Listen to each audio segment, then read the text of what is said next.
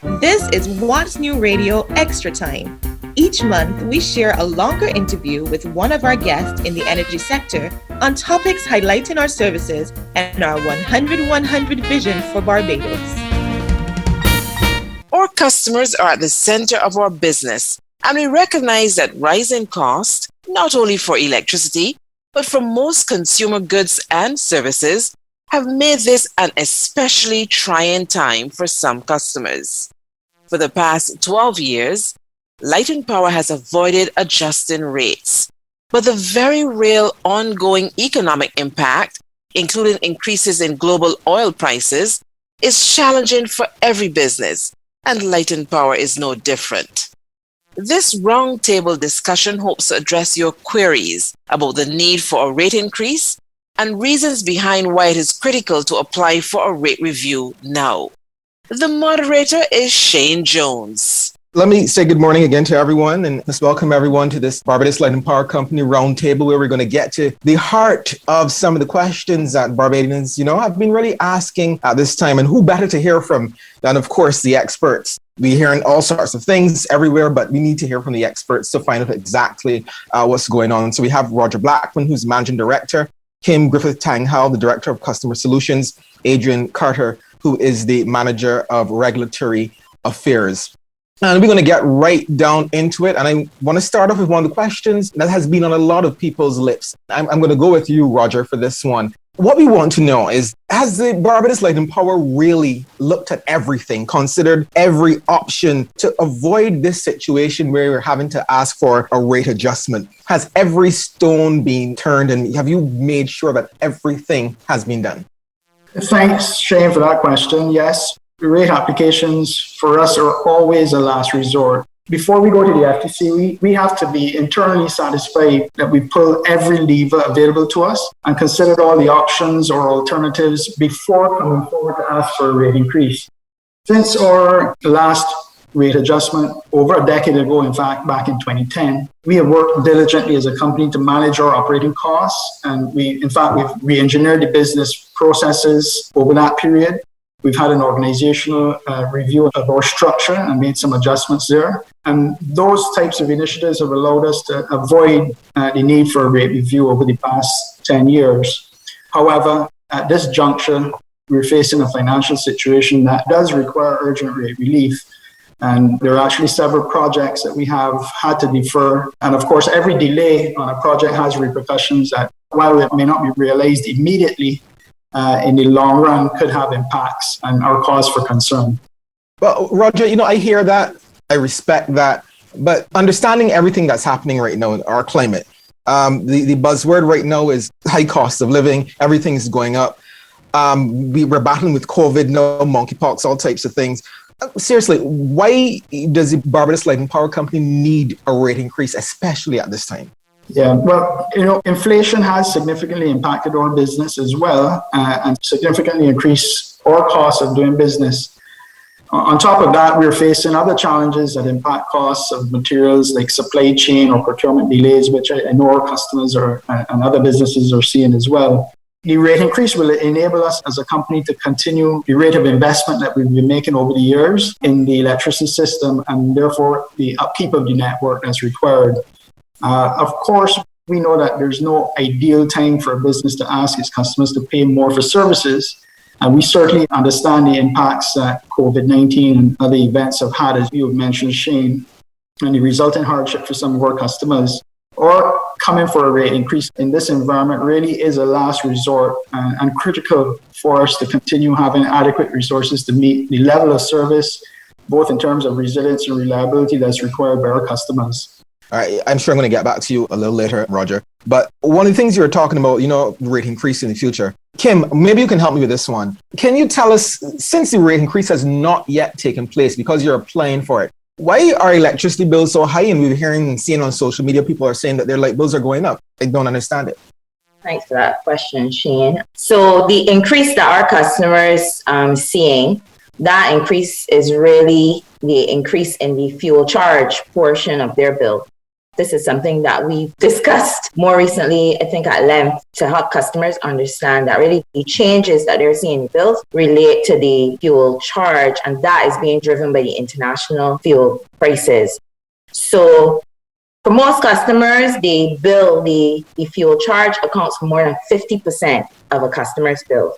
And in recent times, the cost of fuel has gone up significantly. So to give you an example, the higher fuel prices we've been seeing recently are around $100 a barrel. And that compares with, say, back in 2020, we were seeing fuel prices around $35 a barrel. So you can see how the prices have jumped significantly. And this is really a charge that every month customers will see on their bills and is a major contributor. And it drives the cost of the bills. So that's really what customers are seeing now. So we help people understand that the fuel charge is, we call it a pass-through charge. So the money we collect for the fuel is really paid to local fuel suppliers on island, like the Barbados National Oil Company. And we also pay the renewable energy suppliers who sell energy to the grid. And it is that component of the bill right now that is driving the prices for customers. So every month we set the fuel clause adjustment, which is a major contributor to our customers' bills, and the cost of the fuel is a pass-through to customers. So the money that we collect from customers for the fuel clause is paid to the local fuel suppliers or the major oil companies, like the Barbados National Oil Company. And we also pay the renewable energy suppliers who sell energy to the grid. And the renewable energy suppliers would include small residential customers as well as commercial customers who have PV systems that sell power into the electricity network, and we pay them credits or money for that power. So that is what is contained in the fuel clause adjustment and that we pay every month. And that's what really makes up the cost of fuel for customers on their bills. If I could just jump in here and just mention on top of what Kim said just now, the two are included in the fuel charge now, but we recognize that as time goes on and the renewable energy purchases increase, that it's important to be able to show that separately on the bill. And in fact, part of our application to the FTC is that going forward, we create an additional item in addition to the fuel charge that shows renewable energy purchases so that you can see clearly what's going to fuel, what's going to renewable energy purchases. Yeah, absolutely. That's a great point that Roger's raised. And at the end of the day, I think it does come down to transparency and helping people understand, because as Roger said, as we add more and more renewables to the grid, you might see a converse relationship. You might actually see as renewables grow, the cost of renewables is going to grow higher, and the amount of fuel that we use to produce electricity may fall relative to the number of renewables we have. And so it's important that people understand what is driving the cost at the end of the day on their bills. Yeah, absolutely. Thanks so much for breaking that down. We understand a whole lot more, but still one of the things that I have to raise my hand and be honest about, maybe not understanding that much, is my bill. When I get my bill, I look at the total and I pay it. You know, I heard Kim talking about the fuel costs and being different from the base rate and all these things that may sound a little like gobbledygook to me. And I'm sure if it sounds like that to me, it may sound like that to a lot of people. So Adrian, this is where I want to bring you in. I want you to tell me a little bit more about how the electricity bill is made up so we can all understand better. Well, Shane, the fuel charge is one of four component charges of a customer's bills. And just to give a perspective on how much fuel prices impact how much customers pay for electricity, in 2020, the fuel charge accounted for 41% of a typical residential customer's bill. Today, the fuel charge now accounts for approximately 60% of that customer's electricity bill. And as a result of the increase in fuel prices, customers have seen bill increases of more than 50% since 2020. Again, primarily because of the high fuel prices. The other components of a customer's bill, the energy charge and the customer charge, which comprises Light and Power's base rate, have not changed in over 12 years. That is, the base rate customers pay today are the same as the base rates they paid in 2010. The cost of fuel, however, have increased substantially over the years. Thanks a lot for that. And Kim, well, the discussion is still all centered on high fuel prices and the rates. What I have to ask you is, Why did the company not hedge and limit the risk when fuel prices were much lower? I'm sure, imagine this would benefit you and your customers. Oh, absolutely. This issue of high fuel prices remains a major pain point chain for our customers. And as a result of that, I would say we put in so much work at every point to manage the cost of fuel and to mitigate the impact as much as we could for customers. And you're right, as early as 2015, we went to the FTC on 3 occasions and we requested approval to implement a hedging program and to pass the results of the hedge through the fuel clause adjustment so that our customers could enjoy the benefit of a hedging program. But up to this point, we are still working through our last application that we made in 2012 with the FTC. That's still an ongoing process and still to be determined. However, we still remain vigilant for hedging opportunities. Right now wouldn't be a great time, in our view, to hedge because the high fuel prices. But we still recognize that the volatility in fuel prices, so that constant movement in fuel, that remains a concern for customers. So when fuel spikes internationally, it spikes for us here on the island as well. And it means then the bills go up and people can't plan and people don't like that aspect of it. So for us, it's something that we're committed to and constantly looking at. And so following the outcome of the FTC's decision, we'll relook at that matter of hedging. Kim, while I have you here, looking at this entire situation, following in the media, there's so much information coming out. And one of the terms I keep hearing all the time is interim rate. It sounds to me like you want money now and money later too. Can you make it make sense for me? Absolutely. So interim rates is not something that more recently, well, first of all, we don't come for rate reviews often, So in the last, I would say, since 1983, we've only had 2 times that we've gone forward to ask for an increase in rates. On this last occasion, though, and we talked a lot with Roger. Roger just talked about, the difficult times we've been having. And it's difficult across the board, not just for customers, but for businesses as well.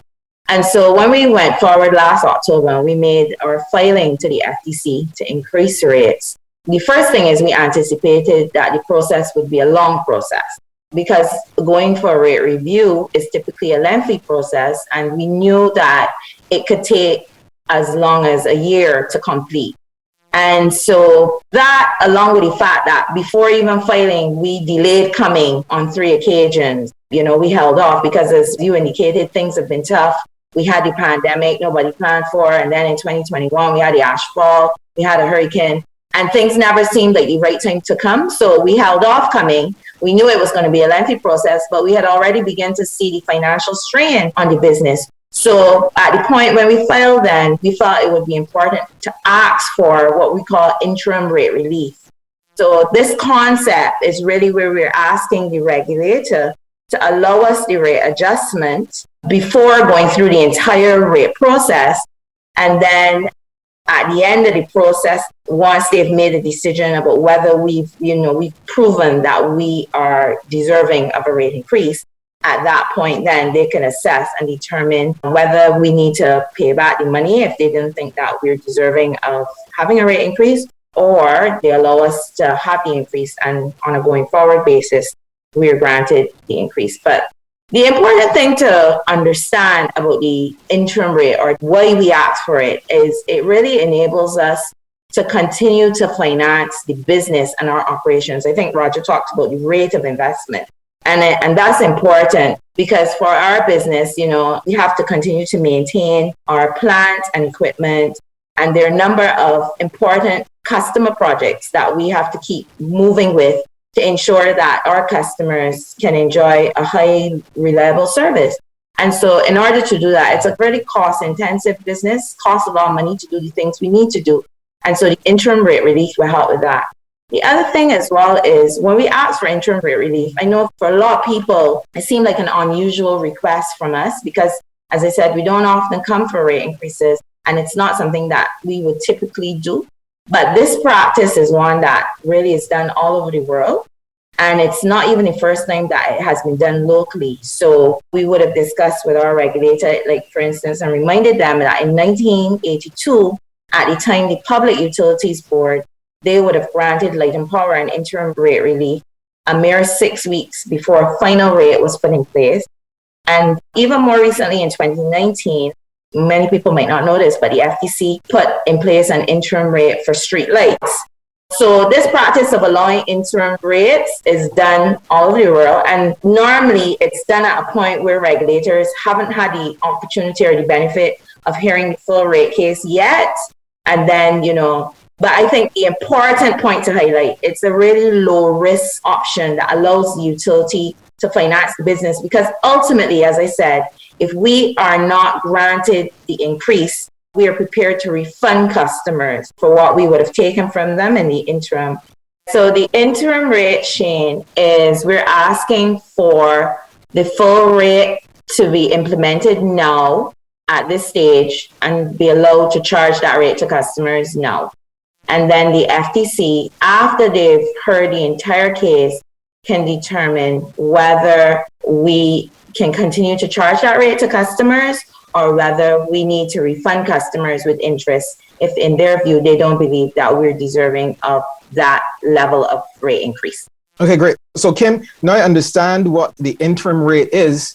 I want to know how much it is. So I think I got to go to Adrian for that one. Adrian, if the FTC approves, if you get the interim rate, whatever happens, I have to pay it. What I want to know is how much is this really going to cost me? Can you give me some real, I want to know what the adjustment is, some percentages. Can you give me percentages or in terms of dollars and cents? What is the cost going to be?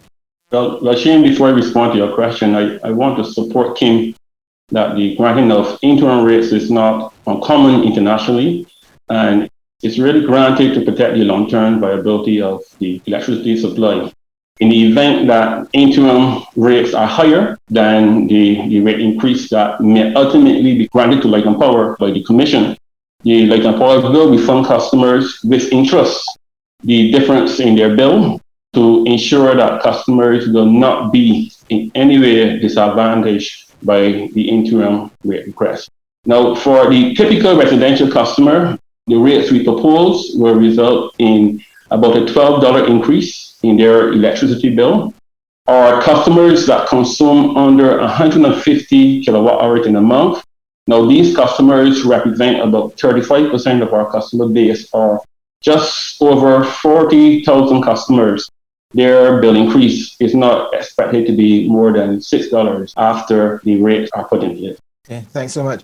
Roger, I told you we'll be back to you. It's not all doom and gloom in terms of the public's eye of what is happening with the Light and Power. In one of the recent press conferences by Prime Minister Motley, we saw that the Light and Power is supporting and working with government and the focus to ease some of the economic strain for Barbadians. Can you tell me what you are exactly doing in terms of that, and can you elaborate a little bit more? Well, first, Shane, let me say, in my view, I thought that the cost relief initiatives that Prime Minister Motley introduced at this time were commendable. And certainly, every bit counts. And as a company, we are always keen to be supportive and to turn up as a key social partner to play our part however we can. This month, July, even before the VAT relief measures kick in, electricity customers should see some relief in the form of lower bills following a reduction in the fuel clause adjustment by 5%. So government's VAT ease for residential customers, which take effect from August, should lower the bill even further. And as Prime Minister Motley would have indicated, over the next 6 months, there will be an electricity VAT reduction from 17.5% to 7.5% for the first 250 kilowatt hours on residential bills. Beyond that, however, beyond the VAT relief measures, customers can also expect further reductions in their electricity bills from August onwards from fuel savings from our new clean energy bridge plant in St. Lucie. Shane, I just want to add here that the expected bill increase of $12 for the typical residential customer and the $6 increase for the 35% of our customers using under 150 kilowatt hours, as I referred to earlier, is before the fuel savings of the clean energy bridge plant that Roger just spoke about. Now, at today's fuel prices, the net effect of our proposed rate increase and the fuel savings resulting from the operation of our new clean energy bridge plant is a decrease in residential customers' bills by more than 4%. So rather than a bill increase, the fuel savings from our clean energy plant are expected to compensate beyond the proposed rate increase, resulting in lower electricity bills to our customers. And Roger, I want to get back to you. Because my question is, with the planned reduction in VAT, obviously what I would have to ask, is it still necessary to go ahead with the rate adjustment? Yes, it would still be necessary for a rate adjustment. Remember, the initiative to reduce VAT for customers will bring them direct and immediate relief. However, just like core customers, Light and Power needs relief as well in order to operate and provide a reliable service for customers. Our sector is very capital intensive, and to sustain the business, we require sufficient funding to pay for the capital investments and to meet our operational costs. You're listening to What's New Radio Roundtable Edition. The topic for discussion is Light and Power's application with the Fair Trading Commission, the FTC, for review of electricity rates. Around the table is Roger Blackman, Managing Director of Light and Power, Kim Griffith-Tanghow, Director, Customer Solutions, and Adrian Carter, Manager, Regulatory Affairs. The moderator is Shane Jones. Back to you now, Kim. I know one of the things that has been coming through all throughout this process is that Light and Power has tried to hold the hands of its customers along the way throughout the years to try to protect them as long as possible. You oversee customer solutions for the company. What I want to know from you is a general overview of the type of customer-focused investments the Light and Power has invested in and how it benefits the customers. Because it may not be enough to just say, we've held your hand, we've shielded you from any increase for as long as possible. I want the details. What have you done?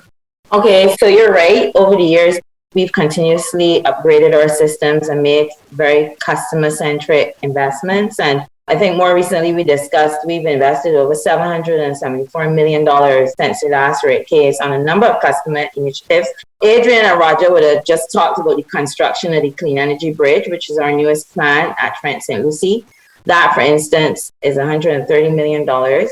We've also invested in distribution automation switches or smart switches for the distribution network, which allows automatic detection and isolation of faults. So what this does is it helps us to minimize outage times for customers. So that's another investment that we've made as well. We've also made significant investments in what we call grid modernization initiatives.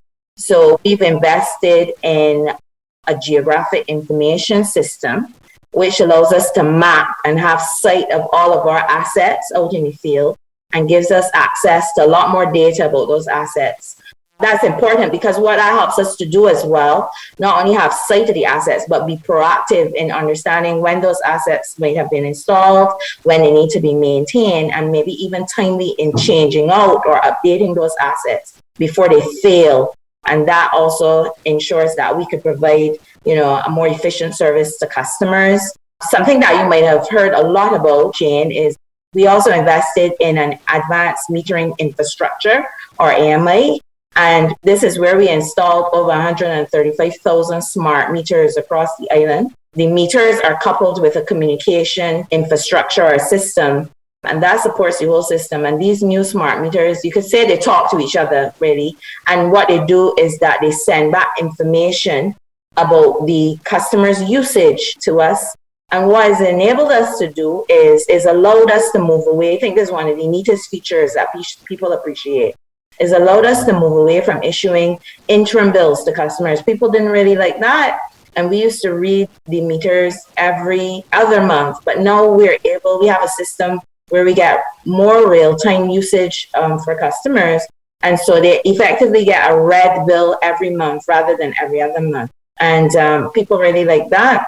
The other neat thing about these meters also is that eventually it allows us to offer meter and billing data as a complementary value-added service to customers.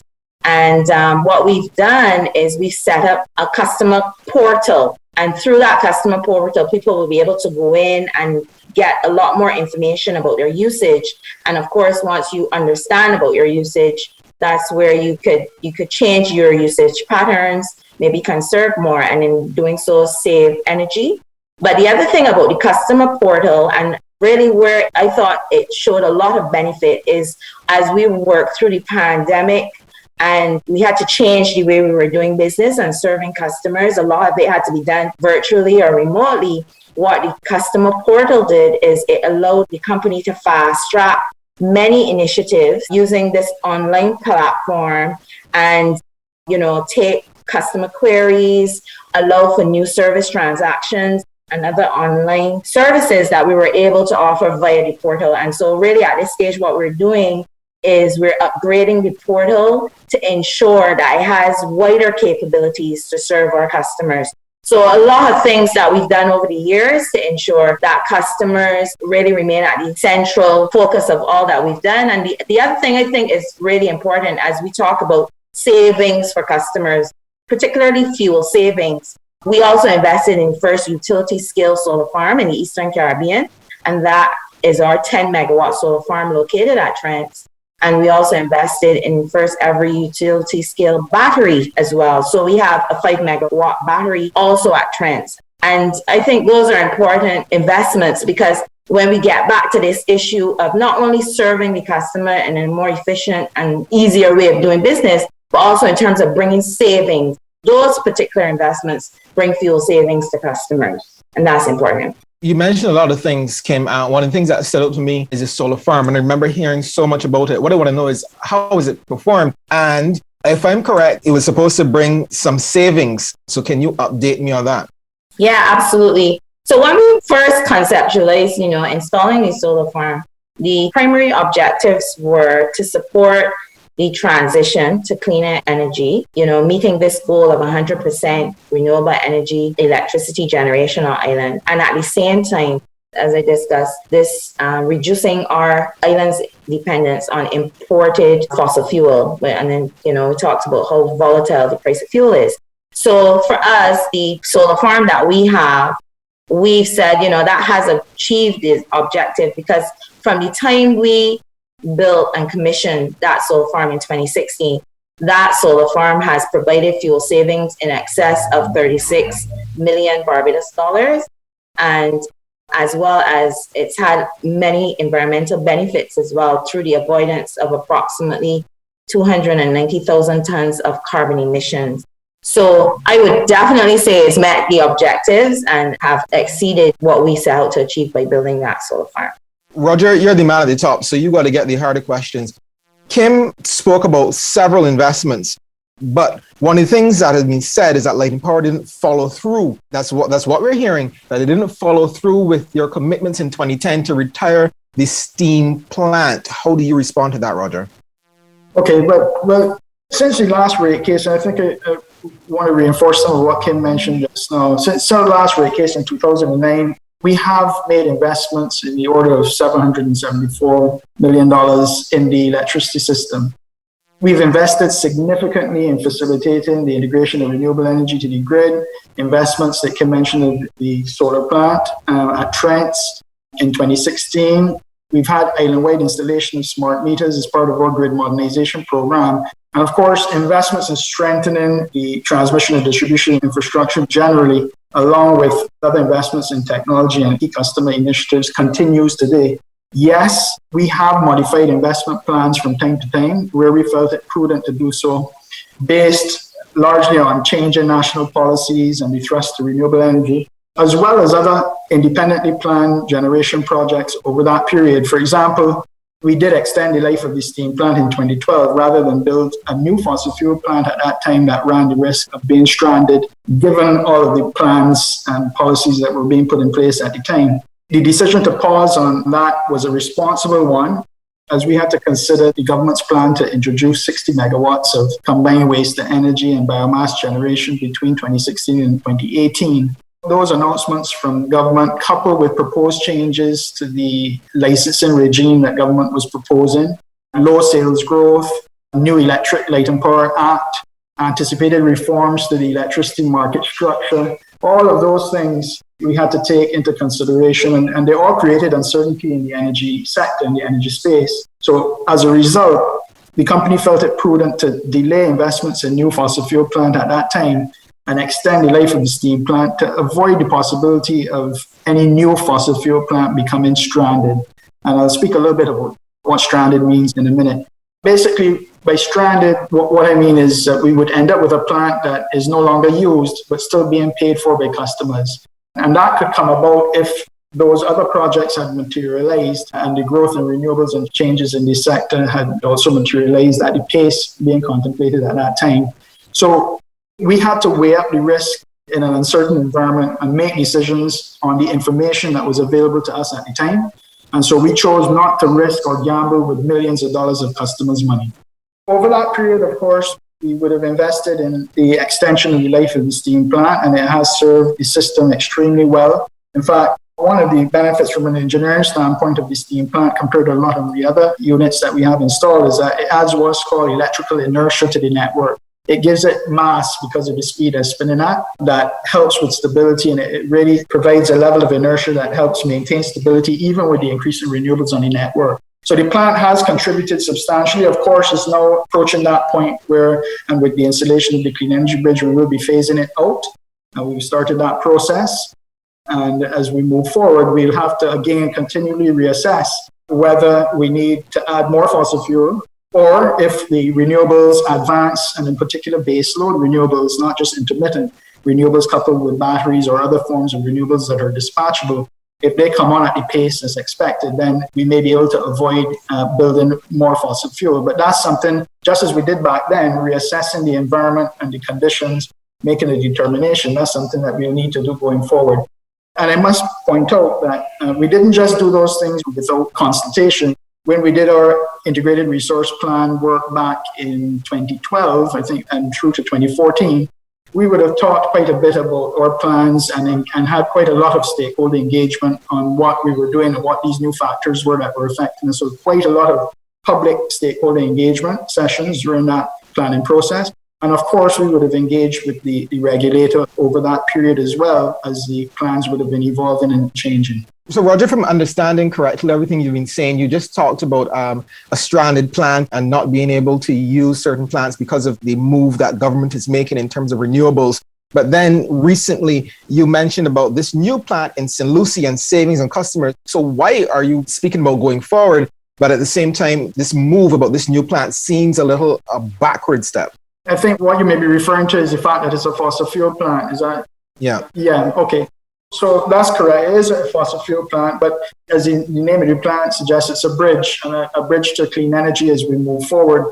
So there are plans at the moment for higher penetration of firm renewables. These would be renewables that are firmed up by batteries, because at the moment, the renewables we have on the grid are intermittent, not firm. And so that means that I can't, as customers demand more electricity during the course of the day, I can't just turn up the sun or turn up the wind. So I do need a solution that allows me to respond to the different demands and changing demands throughout the day. Now, if the plans for firm renewables don't materialize as quickly as we would want to see them happen, we need to have some form of backup plan in place. So I did mention batteries would be part of the solution, but we also need some firm alternative, and that's where the Clean Energy Bridge comes in. It is able to back the system up and provide important resilient backup for the network when the intermittent renewables, which are mainly solar and almost exclusively solar, when that is not available. For example, at night, it's an obvious one. But not so obvious would be, long days of overcast conditions or after a storm. We, of course, saw recently the volcanic ash incident that we would have had last year. And of course, the implications of that is that we had a significant reduction in what was available from solar energy for more or less a week, actually, as we were dealing with all of the ash fall and cleaning up things. And also, working on equipment that might have needed cleaning, like the cooling systems and radiators on the inverters for solar systems and so on. Those were things that we experienced that reinforced the need for having some form of backup. Either batteries, which we are working on at the moment as well, and proceeding to procure some batteries for that purpose. But there will be a need for a backup. And this plant, over time, yes, it will run less as renewables come on, but it will serve a very important role of backing up the system in the event that you have incidents that you saw last year and providing necessary resilience to the network, hence the term bridge. It uses the same heavy fuel oil that our most efficient plant currently uses.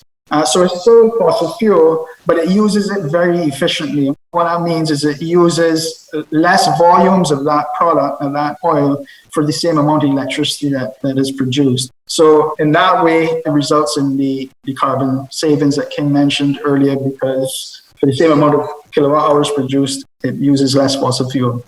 Okay, wonderful. Roger, I think that clears up a lot for me in terms of what we were just speaking about.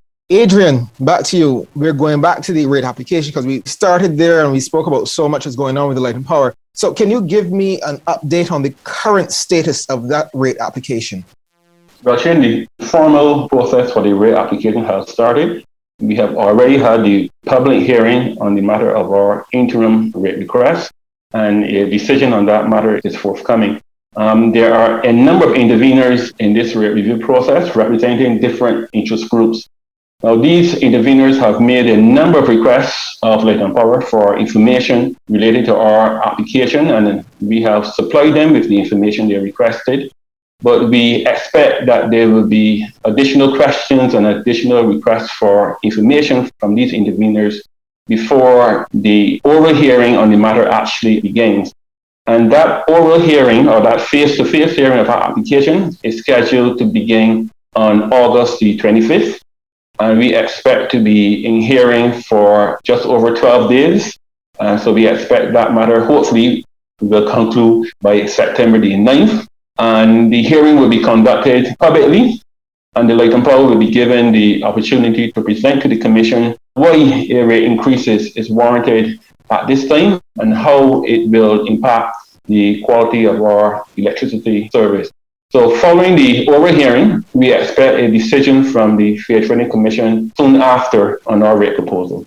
Final word goes to you, Roger. The Light and Power embarked on its 100-100 vision some years ago. Is this strategy still being implemented, and what's the vision for the future of the company? Yes, Shane, we are still fully committed to the 100-100 vision. And basically what that means is 100% renewable energy and 100% electrification of the economy. For example, transportation moving from fossil fuel to electricity over time.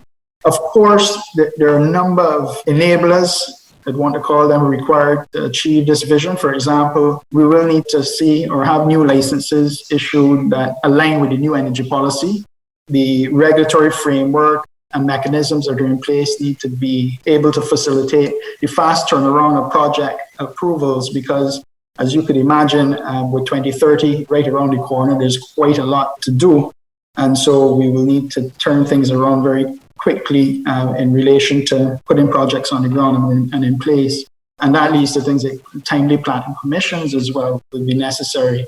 Of course, on our end, we continue as well to invest in the grid and design changes required to facilitate the change in infrastructure, the addition of distributed energy resources as opposed to the reliance on central power plants as we have historically.